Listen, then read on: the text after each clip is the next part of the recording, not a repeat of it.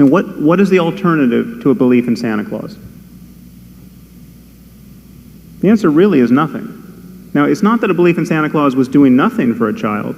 You know, a child is entranced and consoled and interested and happy that Santa Claus exists. You take the belief away, you've taken something away. You haven't replaced it with something. But whatever conspired to make the belief untenable, perhaps he saw that it was his parents wrapping the presents.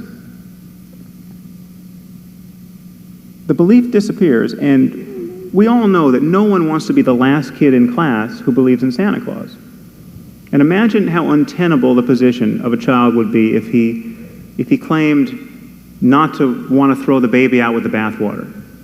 He claimed to have found a moderate position on Santa Claus, and he could keep the sleigh and the elves, but jettison the guy in the suit.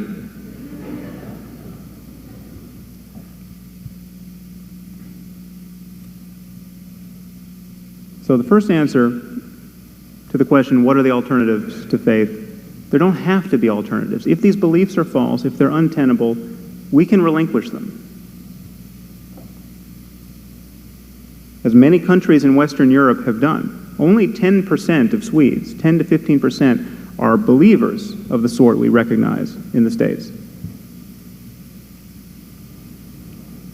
Incidentally, 83% of Americans believe that Jesus literally rose from the dead.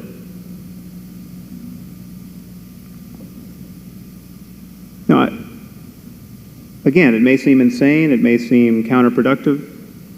It's throwing the baby out with the bathwater to just say we can relinquish these beliefs without an alternative. But let me remind you about how easy it is to see the wisdom of this when we simply change the word God to Zeus. No one is feeling that maybe we should hold on to Zeus. You know, when we woke up the day after Christmas and turned on our televisions and saw that a killing wall of water had swept multitudes off the beaches of 12 countries, nobody said, you know, I think maybe we should be praying to Poseidon. You know, let's just cover our bases.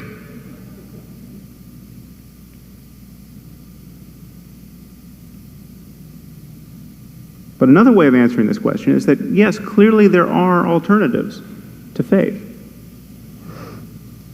You know, whatever our spiritual possibilities are, they have to transcend culture and tradition. Whatever is true ultimately transcends culture and tradition. There is a very good reason why we don't talk about Christian physics or Muslim algebra, though the Christians invented physics as we know it. As we know, the Jews brought it to the next level. But we don't talk about the cultural context in which these disciplines arose, because there really is a there. They really are legitimate domains of knowledge that transcend culture. An experiment done in Los Angeles is going to work just like an experiment done in Baghdad if, in fact, it really is teasing out some real truth about the nature of the world.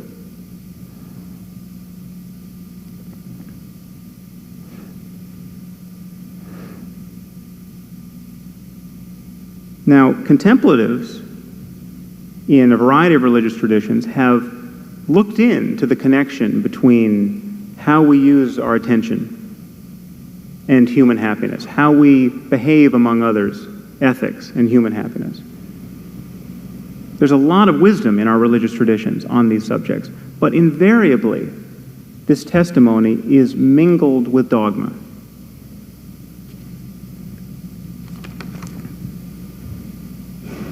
There's no doubt that doing the Jesus prayer for 18 hours a day is going to radically transform your moment-to-moment experience of the world, very likely for the better. A Christian doing this practice will interpret these changes, these positive changes, as a confirmation of Christian dogma, as a confirmation of the idea that Jesus really was the Son of God, for instance. Now, it seems to me that there's a cure for this kind of provincialism.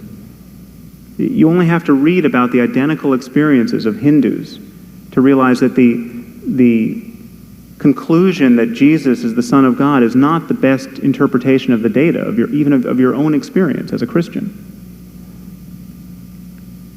So the challenge for us, as I see it, is to find ways for talking about our deepest personal concerns, about the inevitability of death, about the inevitability of human suffering, about whatever we can do to transcend suffering, deepen communities, use ritual, to talk about all of this in terms that don't demand belief in anything on insufficient evidence.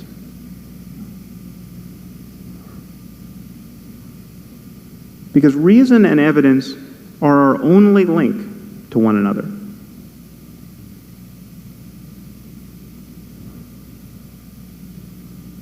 A fundamental openness to evidence is the only thing that guarantees the human conversation is truly open-ended.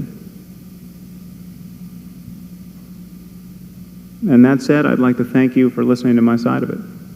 Thank you very much.